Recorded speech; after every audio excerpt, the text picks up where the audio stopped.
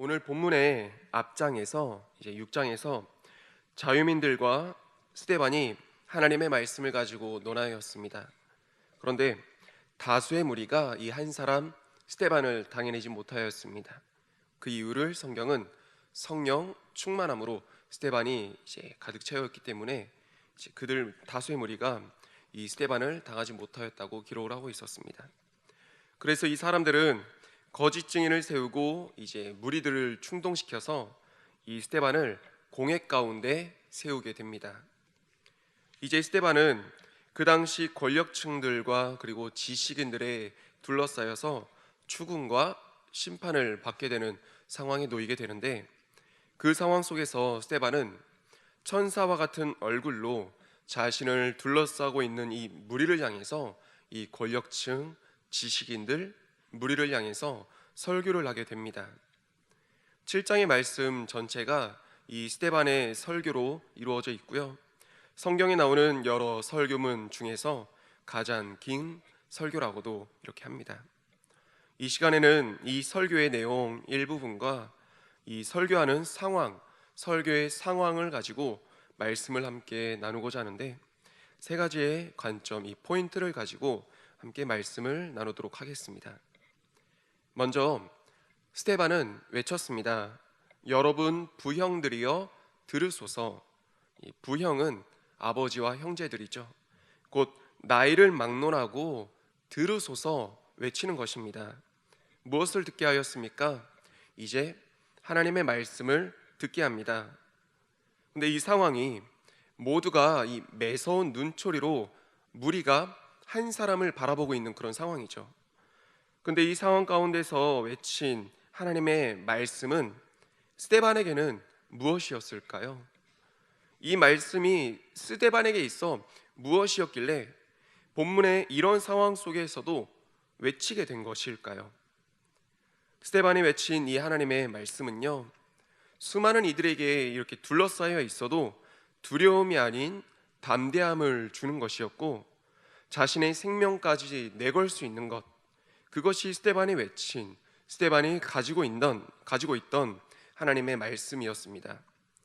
여기서 한 가지 질문을 던져보았습니다. 이런 질문을 하게 되더라고요. 나에겐 그런 하나님의 말씀이 준비되어 있을까? 우리 성도님들께는 그런 하나님의 말씀이 준비되어 있습니까? 스데반처럼 극적인 상황은 아니어도 하나님의 말씀, 이 복음을 알지 못하고 있는 이들에게 당당하게 선포할 수 있는 그런 말씀이 우리 성도님들께 준비되어 있습니까? 생의 마지막 순간에 나에게 만약 말할 수 있는 기회가 허락된다면, 나를 둘러싸고 있는 가족들과 혹은 다른 이들에게 그때 생의 마지막 순간, 그때 당당히 외칠 수 있는 나의 신앙이 고백이 되어지는 그 하나님의 말씀이 준비되어 있습니까? 친구를 만나고 가족들을 만나고 혹은 주변 사람들을 만나서 복음을 전할 수 있는 그 기회를 맞이했을 때, 그때 그 순간에 바로 전할 수 있는 하나님의 말씀, 그 복음의 말씀이 저와 우리 성도님들께는 준비되어 있습니까? 오늘 본문의 스데반이 한 설교는 이 스데반에게 녹아들어 있던, 스데반에게 준비된 그런 하나님의 말씀이었습니다. 돌이 날아오기 직전의 상황이었습니다. 또 생의 마지막이 될 상황이었죠. 하나님의 말씀을 제대로 알지 못하고 있는 저 무리들에게 진짜 복음을 전할 수 있는 마지막 기회, 그런 상황이었습니다. 그래서 스데반은 그 상황과 그 기회에서 다른 말이 아니라 자신의 신앙 고백, 자신의 삶 가운데 녹아있던 그 하나님의 말씀을 전하였던 것입니다. 바라기는 저와 우리 성도님들께도 어느 순간에서나 누구에게나 외칠 수 있고 전할 수 있는 이 하나님의 말씀이 삶 속에 녹아있고 복음의 메시지가 언제나 준비되어 있기를 소망하며 축복합니다. 복음의 메시지를 외칠 상황이 주어졌을 때 내가 전할 수 있는 그 준비가 되어 있지 않아서 구원받을 한 영혼 놓치게 되면 누가 가장 많이 아파하시겠습니까? 우리 하나님 아버지께서 그 마음 많이 아파하시지 않겠습니까? 그렇기 때문에 정말 매일처럼 듣는 이 하나님의 말씀, 복음의 말씀들이 누군가의 말씀이 되는 것이 아니라 목사님의 말씀, 장로님의 말씀, 권사님의 말씀, 다른 누군가의 말씀이 되는 것이 아니라 이제는 나의 말씀, 내 신앙에 고백되어지는 그런 은혜가 있게 되기를 소망하며 축복합니다. 이제 스데반의 설교가 2절부터 해서 시작되어집니다. 지금 모여있는 사람들이 어떤 사람들입니까? 스데반의 설교를 듣기 위해 일부러 온 그런 사람들이 아니었죠. 스데반의 설교를 듣기 위해 모여든 사람들이 아니었지만 그들은 이 스데반의 설교를 중간에 끊지 않고 끝까지 듣게 됩니다. 그런데 이 설교의 내용들을 살펴보고 그리고 이 설교를 듣고 있는 그 무리들의 특징을 생각해 봤을 때 한 가지 궁금증이 스쳐갔습니다. 지금 이 순간 공회에 모여 있잖아요. 공회에 모인 사람들 중에서 스데반이 외치는 이 하나님의 말씀을 모르는 사람들이 있었을까요? 더 정확히 그 내용을 얘기한다면 아브라함과 이삭, 야곱 그 조상들의 이야기를 선포하고 있고 또 모세와 할례, 성막, 성전에 대한 그런 내용을 설교하고 있는데 이 내용과 이 말씀을 모르는 사람들이 있었을까요? 그 모인 사람들 중에서요. 생각해 보건대 당연히 없었을 것입니다. 그곳에 모인 사람들은 대제사장들과 그리고 유대인들, 율법에 정통했을 뿐만 아니라 그 아브라함이 자신들의 조상임을 자랑스럽게 생각하고 모세 율법을 맡았다는 그 자부심이 대단한 사람들이었습니다. 하나님께 택함 받았다는 그런 선민의식이 강한 사람들이었습니다. 한마디로 이 하나님의 말씀을 너무나 잘 알고 있던 사람들이었다는 것입니다. 그런데 이 사람들이 스데반과 구분되어집니다. 어떻게 구분이 되어집니까? 같은 하나님의 말씀을 듣고 이 말씀을 알고 있어도 누군가는 이 말씀을 위해 생명을 걸었습니다. 그런데 다른 누군가는 이 말씀을 이용해서 자신의 생명을 내어 건 것이 아니라 남의 목숨을 취했다는데 구분되어지고 차이가 있습니다. 스데반은 이 7장 후반절에 나오지만 하나님의 말씀, 이 하나님의 복음에 자신의 생명을 걸었습니다.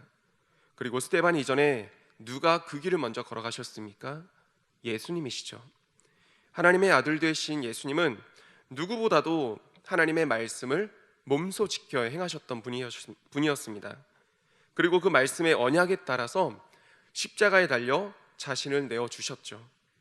스데반이나 예수님이나 그리고 이후로 수많은 이들이 이 하나님의 말씀 앞에, 이 복음의 말씀 앞에 생명을 걸었습니다. 하지만 예수님 때나 이 스데반 지금의 때나 대제사장들과 수많은 유대의 무리들은 이 하나님의 말씀을 가지고 죄를 가리워주는 게 아니라 누군가의 죄를 덮어주고 가리워주는 게 아니라 오히려 그 죄를 더 씌워서 예수님을 십자가에 못 박고 스데반을 향해 돌을 던지게 되었습니다. 자신들의 생명을 말씀 앞에 내어드린 것이 아니라 말씀으로 타인의 생명을 취했다는 것입니다. 그토록 듣고 배우고 또 외우기까지 한 그 하나님의 말씀인데 이들의 삶 가운데서는 그 하나님의 말씀을 조금도 찾아볼 수가 없었던 것이죠. 그렇다면 이런 말씀에 대한 이 구분을 가지고 우리 자신들을 향해 질문을 한번 던져봅니다. 오늘날 말씀의 홍수 시대를 살고 있는 저와 우리 성도님들이시잖아요. 정말 많은 말씀들을 듣고 있는 우리들입니다. 그런 우리는 수많은 말씀을 듣고 알고 있는 우리는 어느 편에 속해 있다고 생각하십니까? 하나님의 말씀을 듣고 또 알고 믿어서 그 말씀을 가지고 삶 가운데서 살아가고 계시는지, 아니면 같은 말씀을 똑같이 들어도 말씀과 삶이 분리되어 있고 말과 행동에서 하나님의 말씀을 찾아볼 수가 없는 그런 삶을 살고 계시는지 저와 우리 성도님들께서는 어디에 더 속해 있고 어디에 더 있는지 생각해 보았으면 좋겠습니다. 스데반은 하나님의 말씀을 들었습니다. 들음으로 인해서 믿었습니다. 그리고 그 말씀이 삶이 되었습니다. 그리고 말씀 대신 예수 그리스도의 장성한 분량에 이르기까지 스데반은 예수님을 꼭 닮게 되었습니다. 이 말씀대로 살던 스데반이 어디까지 예수님을 닮았는가 보니까요, 스데반은 예수님처럼 이 말씀대로 살다가 모함받아서 공회에 세워지게 되었습니다. 예수님도 그렇게 되셨죠. 그리고 예수님께서 죽어가면서도 자신을 십자가에 매단 저들을 용서해 달라 이렇게 기도했던 것처럼 스데반도 돌에 맞아 죽어가면서도 자신에게 돌을 던지고 있던 저들을 용서해 달라 기도를 합니다. 정말 끝까지도 이 예수님을 닮은 사람이었습니다. 이 시간 바라고 소망합니다. 언제나 하나님의 말씀을 듣고 또 보는 저와 성도님들, 우리 모두는 하나님의 말씀을 듣는 자, 아는 자에서 그치는 것이 아니라 하나님의 말씀이 삶이 되어 살아갈 수 있는 우리 성도님들 다 되시기를 주님의 이름으로 축원드립니다. 마지막으로 한 가지만 더 살펴보겠습니다. 말씀에 처음으로 돌아와서요, 사도행전 7장은 이 스데반의 설교로 유명하다고 했잖아요. 그럼 이 스데반의 설교는 어디에서부터 시작이 되는 것일까요? 7장 1절은 대제사장의 물음이니까 아니겠죠. 그럼 2절에서 스데반이 이르되 여러분 부형들이여 하는 여기서부터가 이 설교의 시작이라고 볼 수 있을까요? 말의 첫 마디의 시작이 어디냐고 묻는다면, 말의 첫 마디가 어디냐고 묻는다면 2절부터가 이 설교의 시작이라고 할 수 있을 것입니다. 그런데 이 말씀을 보는데 놓치고 있는 게 있었더라고요. 설교의 시작은 이 첫 마디의 말이 아니라 그 말을 선포하는 설교자의 삶과 모습에서부터 시작되는 것이더라고요. 그렇게 이해했을 때 스데반의 설교는 이 7장 2절부터 시작되는 것이 아니라 6장 15절부터 시작이 되어지는 것이었습니다. 우리 6장 15절 말씀을 한번 읽어보도록 하겠습니다. 공회 중에 앉은 사람들이 다 스데반을 주목하여 보니 그 얼굴이 천사의 얼굴과 같더라. 이제 하나님의 말씀을, 그 하나님의 말씀을 선포하고 설교하게 되는 스데반의 얼굴이 성령 충만하여 나타나는 그런 천사와 같은 얼굴이었다는 것입니다. 공회에 모인 사람들이 이 천사와 같은 스데반의 얼굴을 보고 있었기 때문에 이 길고 또 길었던 설교를 감히 끊을 생각조차 못하고 다 듣게 되고 들을 수밖에 없지 않았을까 생각해 보게 되었습니다. 물론 이 천사의 얼굴이라고 해서 인자한 얼굴, 포근한 얼굴을 저희가 떠올릴 수는 없을 것입니다. 성경에 나타났던 천사들은 대체적으로 어떤 모습으로 많이 나타났습니까? 인자함보다는 심판자로서, 또 군대 장관으로서, 하나님의 대리자로서 나타나셔서 또 근엄한 얼굴을, 근엄한 그런 모습을 나타내었죠. 그래서 지금 스데반이 처한 상황과 이 환경 가운데서 스데반의 얼굴이 천사와도 같았다는 것은 어떤 인자한 얼굴이었다, 그런 얼굴이 아니라 성령의 충만함과 하나님의 권위를 입은 근엄함과 평안함이 그 얼굴에 깃들었다는 것을 말하고 있는 것입니다. 그리고 그 영적 권위를 가지고, 근엄함, 영적 권위를 가지고 하나님의 말씀을 선포한 것이죠. 이런 하나님의 말씀을 선포했기에 스데반을 돌로 치기 위해 모인 그 사람들까지도 그 영적 권위 앞에 눌려 그 길고 긴 설교를 듣고 있을 수밖에 없었던 것이죠. 이 말씀을 준비하면서 참 부끄러우면서도 도전이 되는 그런 시간이었습니다. 말씀은 정말로 말로부터 시작되는 게 아니라 이 강대산에 서서 이곳에서 시작하는 첫 마디의 말로써 설교가 시작되는 것이 아니라 설교자의 삶으로부터 시작되는 것인데, 저 자신은 얼마나 성령으로 충만해 있었는지, 그리고 성령 충만을 통한 은혜가 이 내면뿐만 아니라 외면까지도 감싸고 있었는지 생각해 보게 되었습니다. 그리고 무엇보다 이 말씀과 삶이 일치하는 그런 삶을 살고 있었는지 깊이 돌아보며 또 반성하게 되는 시간이었습니다. 그리고 삶으로부터 시작되는 복음의 전파는 이 강단에서 말씀을 전하는 이 목회자들뿐만 아니라 일상과 일터에서도 어디에서든지 우리 주 예수님을 증거해야 되는 우리 모든 성도님들께도 주어지는 말씀이 될 것입니다. 복음을 전하는 자, 전도하는 자가 일상의 삶에서부터 그 복음이 묻어있지 않는다면 듣는 자로 하여금, 그 말씀을 듣고 있는 자로 하여금 이중성을 느끼게 할 것입니다. 바라기는 저와 우리 성도님들 일평생 주의 복음을 증거하는 그 사명을 맡은 저와 우리 성도님들이시잖아요. 우리 모두는 하나님의 말씀을, 하나님의 복음을 증거하고 외치기에 앞서서 이 삶에서부터 그 말씀을 살아내고 언제나 성령 충만하여서 절로 흘러나오는 은혜와 영적 권위를 가지고 복음의 증거자들 다 되시기를 주님의 이름으로 축원드립니다. 아멘. 말씀을 정리하겠습니다. 세 가지를 기억했으면 좋겠습니다.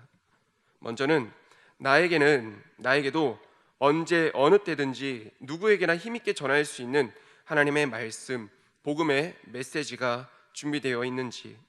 둘째, 하나님의 말씀을 듣기만 하고 알고만 있어서 말씀과 삶이 분리되어 살아가고 있지는 않았는지. 그리고 마지막으로 복음의 증거는 이 말로부터 시작되는 것이 아니라 삶에서부터 시작되는 것인데 나의 삶에는 성령의 충만함과 말씀이 잘 녹아있고 잘 묻어있는지 오늘 말씀을 기억하며 생각해보며 기도하는 이 시간 되었으면 좋겠습니다. 이 말씀이 우리 성도님들 삶 가운데 온전하게 누려지게 되시기를 주님의 이름으로 축원드립니다. 아멘. 기도하겠습니다. 오늘 말씀 기억하시며 함께 기도하실 때 무엇보다 하나님, 말씀과 삶이 분리되어 사는 그런 인생이 되지 않게 하여 주옵소서. 말씀과 삶이 하나 되어 살아갈 수 있는 하나님의 사람들, 우리 오늘 하루의 삶이 될 수 있게 해달라고 우리 말씀을 기억하며 다 함께 주여 한번 외치고 통성으로 기도하시겠습니다.